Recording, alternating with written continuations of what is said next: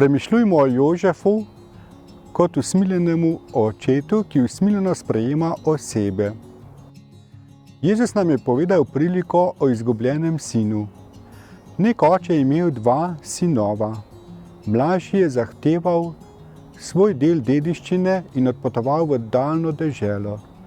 Tam je z razuzdanim uživaškim življenjem vse zapravil, ko je postal naposled lačen, se je ozrl vase, se spreobrnil in se vrnil k očetu. Doživel je presenečenje, ki je presenečenje tudi za nas. Oče ga je usmiljeno sprejel in mu povrnil dostojanstvo. Podobno pa je ravnal Jožef, ko je sprejel svoje poslanstvo. Bil je zaročen z Marijo, devico, in spoznal, da je spočela, da je postala noseča v času zaroke. Jožef je premišljeval, bil je pretresen in je imel namen, da bo Marijo skrivaj odslovil. Če bi bil Jožef maščevalen, bi jo javno ovadil za prešuštnico in bo jo verjetno kamnali.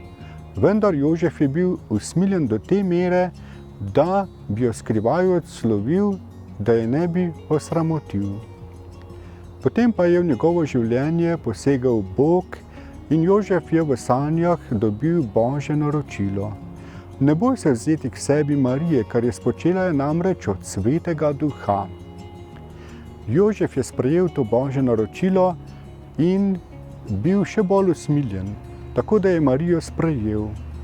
Če se to ne bi zgodilo, če Bog ne bi obiskal Jožefa, potem Jožef ne bi naredil tega usmiljenega dejanja. Iz tega spoznamo, da bolj bomo molili, bolj bomo povezani z Bogom, bolj bomo usmiljeni do drugih. To je prava pot in to je zgled svetega Jožefa.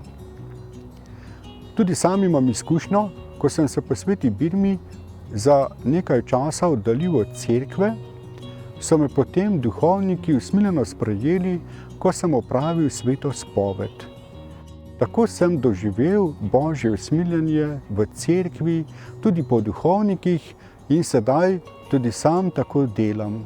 Nekateri ljudje se vračajo v cerkev, potrebujejo razumevanje in usmiljenje in v tem sem spoznal tudi svoje poslanstvo. Sam imam izkušnjo usmiljenja in ga lahko tudi podelujem. Torej, vsi smo poklicani po zgledu svetega Jožefa, da smo povezani z Bogom in da smo na različne načine, kolikor moramo, usmiljeni do drugih.